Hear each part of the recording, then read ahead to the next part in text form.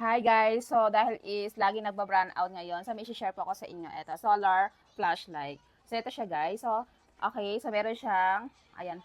Okay, so 1, 2, 3. Ayan, 3 lights po. So, ang kagandahan din dito ha, pwede siya i-charge sa kuryente. So, pwede rin siya i-charge sa araw. Solar, okay, flashlight po. So, pwede rin kayo dito mag-charge din ng cellphone. So, papatayin ko yung lights po para makita nyo po yung pinakaliwanag po nito. Ito siya guys, meron po siyang pinaka-yellow headlight po ha. So, ganyan siya kaliwanag. Okay? So, ito na yung pinaka-white na headlight niya guys. So, ganyan siya kaliwanag. Ayan, super maliwanag to ha. Ayan siya. So, ito naman siya guys, yung pinaka-gilid niya ha. Ayan siya. Yung pinaka-gilid niya. Sobrang liwanag niyan. Ayan siya.